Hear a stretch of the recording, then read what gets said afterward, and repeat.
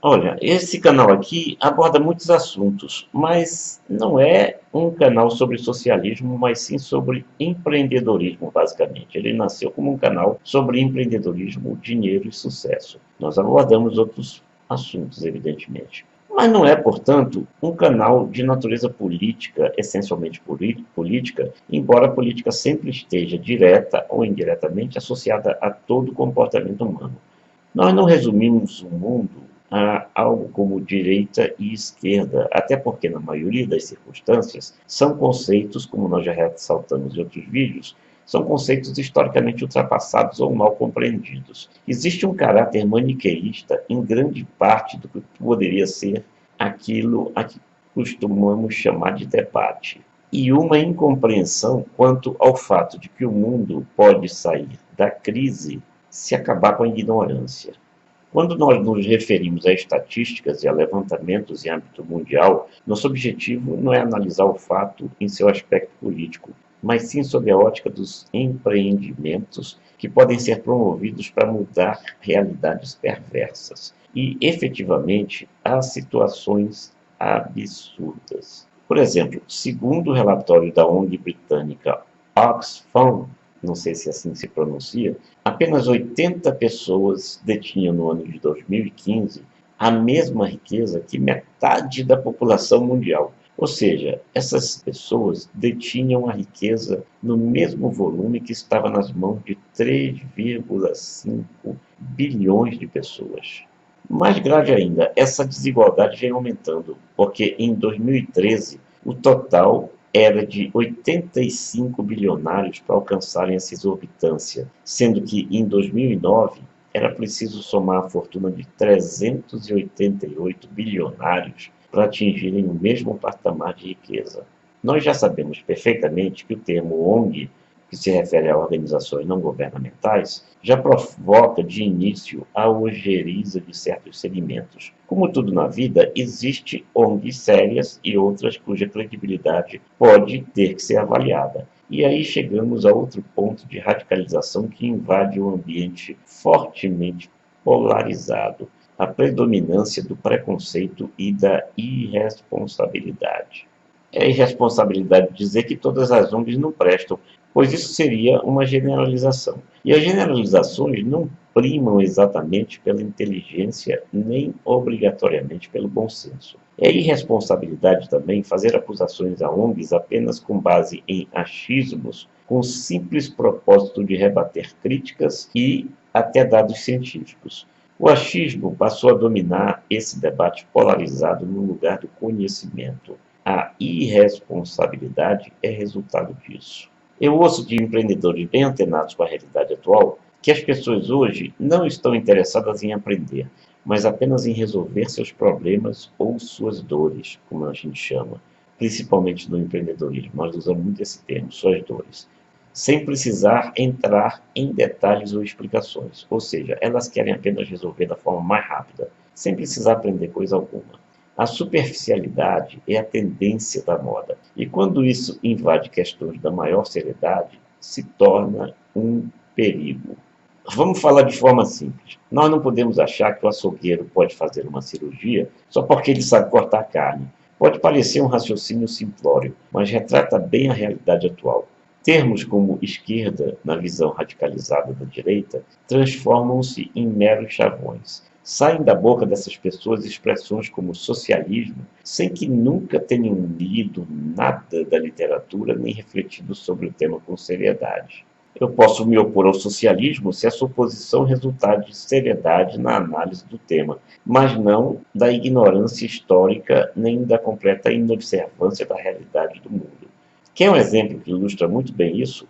Eu já ouvi de alas radicais de direita o endeusamento de um antigo e já falecido candidato à presidência da República, que se destacou pelo seu bordão "Meu nome é Enéas". Se você ainda não é muito jovem, você deve se lembrar disso. E eu já publiquei neste meu canal, na própria voz do Enéas, elogios à filosofia socialista e pesadas críticas às privatizações. De onde vem, então, o apoio dessa ala radical da direita ao ex-candidato que louvou a filosofia socialista e criticou as privatizações? da ignorância, do desconhecimento em relação até mesmo ao que disse aquele que eles agora nomeiam como líder em conteste. É dessa ignorância e desconhecimento que emergem falsas lideranças políticas e supostos mitos. Quer outro exemplo? Abra um canal no YouTube que trate apenas de superficialidades, de diversão barata, de rejeição a qualquer tipo de seriedade ou de um monte de bobagens. Vai fazer sucesso. Abra outro canal onde se façam análises sérias e profundas sobre a realidade do mundo atual. Vai ser um forte candidato ao fracasso ou a críticas pesadas e até pornográficas. Parafraseando a frase desse empreendedor a que eu me referi agora há pouco, um raciocínio bem simples resume o momento atual. Não tente ensinar às pessoas como funciona um relógio se elas só querem saber as horas. Olha, saber como funciona o relógio pode ser de fato conhecimento dispensável para quem realmente só quer saber que horas são. Embora seja evidente que da precisão de alguns relógios nós podemos perfeitamente duvidar, mas isso pode representar pouco risco, como nos atrasarmos para um compromisso, por exemplo, o que, aliás, já virou tradição no Brasil, infelizmente, né? E também faz parte da irresponsabilidade, a tradição em atrasar. Mas risco maior está em querer se posicionar diante da realidade sem conhecer essa realidade, como já vem se tornando tradição. E é dessa ignorância predominante que alguns se consideram aptos em transformar em realidade apenas o que é fantasia, preconceito ou fanatismo idiota. Aliás, eu cometi aqui uma redundância, porque, na verdade, todo fanatismo está contaminado pela idiotia. Essa escala de desigualdade global não se resume a uma questão ideológica, mas fundamentalmente econômica. O economista Thomas Piketty, autor de obra bem fundamentada analisando a economia global, observa que o mínimo que se pode esperar é que haja proporção. Aspas, tudo bem que existam pessoas muito ricas, mas os diferentes grupos nas sociedades, os ricos, a classe média, os pobres, devem crescer mais ou menos na mesma velocidade a longo prazo. Se os ricos crescem, disse o estudioso, se os ricos crescem 3 ou 4 vezes mais do que o tamanho da economia, deve-se entender que isso não pode continuar para sempre. Caso contrário, a divisão da riqueza nacional chegaria a 100% para os grupos de cima. Fecha aspas.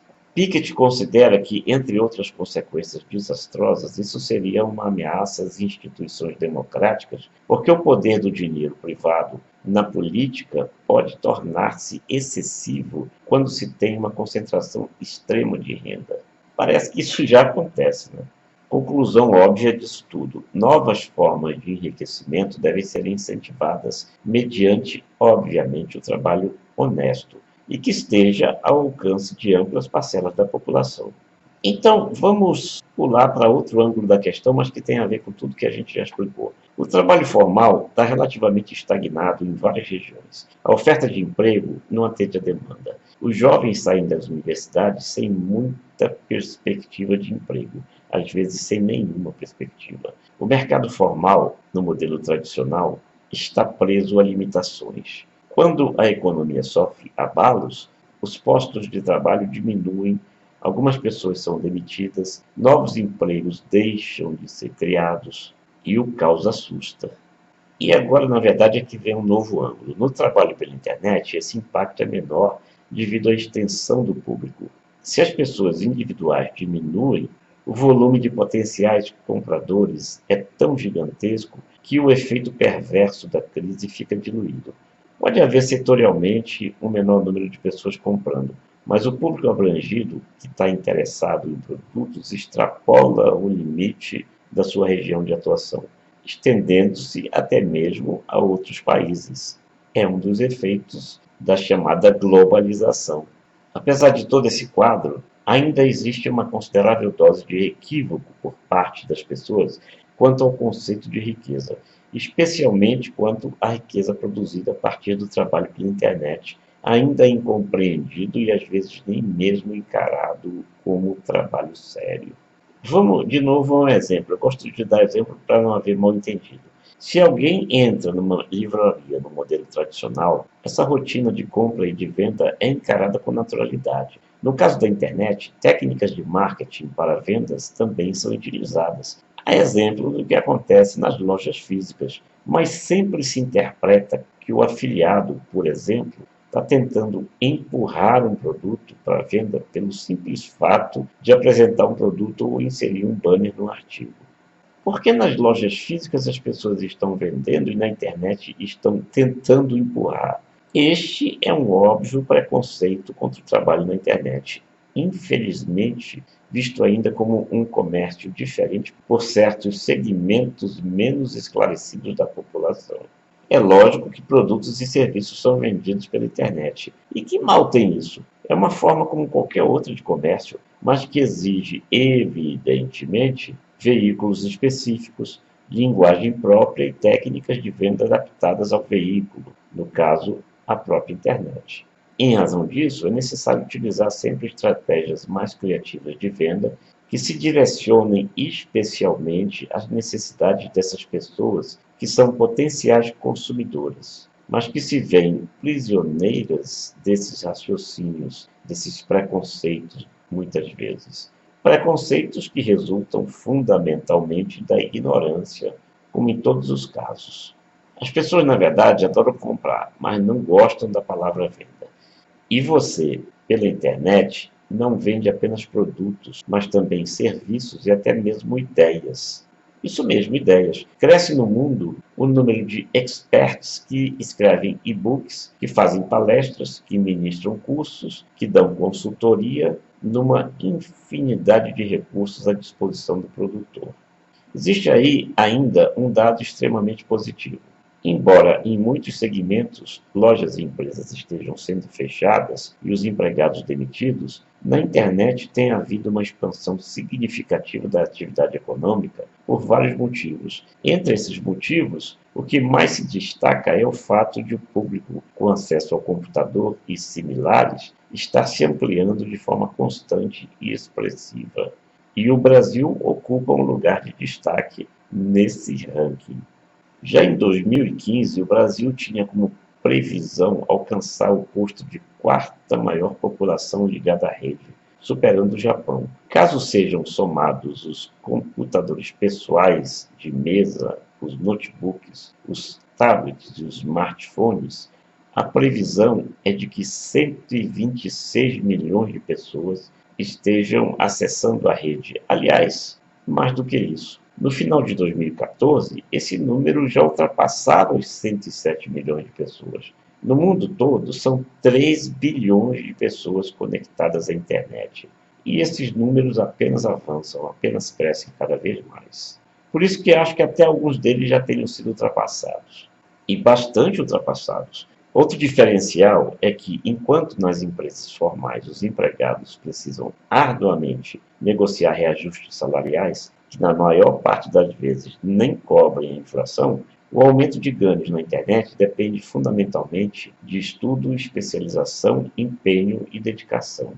Vender pela internet é uma atividade perfeitamente legítima, com a vantagem de possibilitar mais um mecanismo de distribuição de riqueza para que ela não fique cada vez mais nas mãos de tão pouca gente, como a gente já viu até agora há pouco. Essa realidade ocorre por uma razão extremamente simples. Cada vez mais a tecnologia passa a ser utilizada por pessoas humildes cuja renda é inexpressiva, ou pelo menos muito baixa. Nós conhecemos ex-pedreiros e ex-frentistas de postos de gasolina que ganham hoje pela internet mais de 20 vezes o que eles ganhavam em suas antigas atividades. Todos atuam de forma honesta numa atividade que recebe a pecha de desonesta apenas por parte de quem está contaminado pelo que temos repetido como um quase vício da atualidade, a ignorância.